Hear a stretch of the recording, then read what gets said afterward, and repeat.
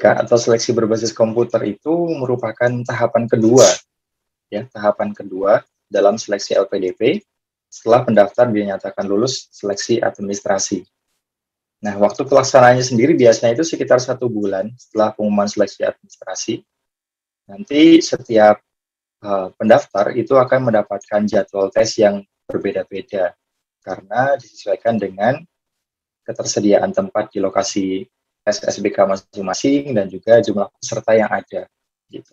Ada yang misalkan nanti tes di hari Senin, ada juga hari Selasa, sampai Jumat. Biasanya 5 hari dalam satu regional. Lalu apa saja sih yang diujikan dalam tes SBK LPDP? Ada 3 hal. Ada 3 hal yang diujikan dalam tes SBK. Yang pertama yaitu tes potensi akademik atau TPA. Kedua tes kepribadian, TKP. Dan yang ketiga adalah on the spot essay writing. Yang pertama nih tes potensi akademik. Tes TPA LPDP itu ada 60 soal.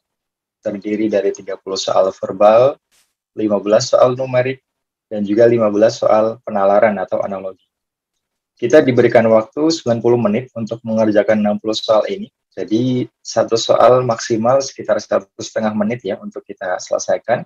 Dan maksimal poinnya adalah 300, kalau betul semua.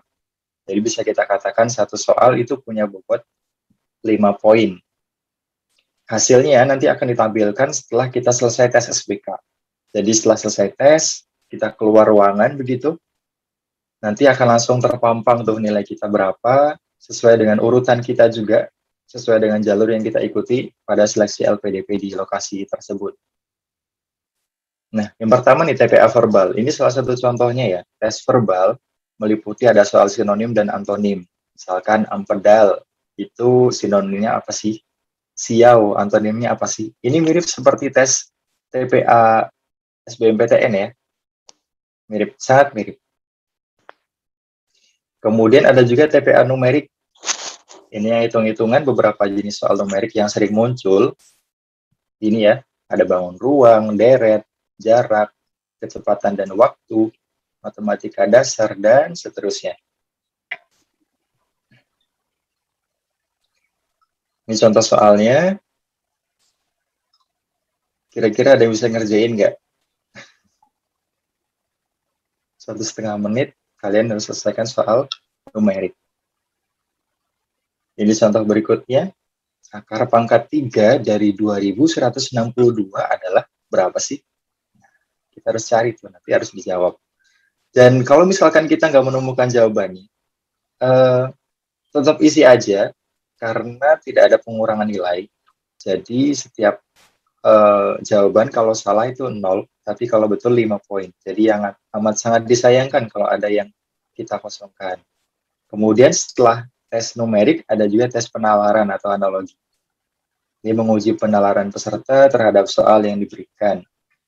Misalkan mata, telinga, itu sama dengan apa? Kemudian, kata yang paling berbeda di antara kata berikut adalah apa? Sama-sama alat musik. Apakah mungkin cara mainnya yang paling berbeda yang mana di antara yang lainnya? Ini contoh berikutnya. Contoh soal tes penalaran atau analogi. Mudah ya, insya Allah ya. Teman-teman bisa, saya yakin. Yang kemudian ada tes karakteristik pribadi atau TKP. Tes kepribadian berjumlah 60 soal juga, dan hanya saja waktunya lebih singkat. Kita cuma punya waktu 30 menit untuk mengerjakan 60 soal tersebut. Dan pada tes ini lebih menitik beratkan pada kepribadian dan karakter. Tidak ada jawaban yang salah, hanya saja opsi A sampai E itu punya bobot yang berbeda-beda. Bisa aja di suatu nomor gitu ya, poin A ataupun pilihan A dia punya poin paling tinggi, atau juga bisa juga di nomor yang lain, opsi B punya poin yang paling tinggi.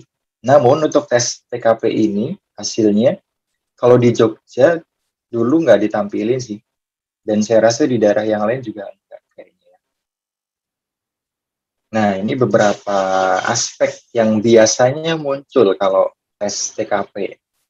Mungkin di sini ada teman-teman yang pernah ikut tes CPNS mungkin, atau tes yang lain terkait tes TKP, kurang lebih mirip-mirip soalnya tentang ini, tentang kreativitas, tentang orientasi kepada orang lain, tentang kemampuan mengkoordinir orang lain, kemampuan bekerja sama dalam kelompok, sampai pada juga tentang integritas diri. Ini contoh soalnya misalkan ya, ketua panitia kegiatan harus membuat laporan pertanggungjawaban. Sebagai ketua, maka mau pilih yang mana nih? Bisa saja seluruh jawaban betul ya. Mungkin kita ragu, waduh yang mana nih yang paling benar? Tinggal pilih yang paling yakin menurut kalian saja. Jadi kalau kata teman-teman tuh, tes TKP nggak usah dibikin pusing, cukup jawab sejujur-jujurnya saja. Itu menurut sebagian orang. Tapi ada juga yang lebih memilih untuk jawab seideal mungkin, kira-kira sebaiknya seperti apa. Itu juga boleh. Ini contoh berikutnya. Misalkan jika rencana saya melakukan informasi pekerjaan ditentang oleh rekan kerja, maka saya akan kecewa kah? Saya akan marah kah? Saya akan sedih kah? Atau mungkin kita minta penjelasan dan cari solusi? Atau mungkin kita malah berani berdebat?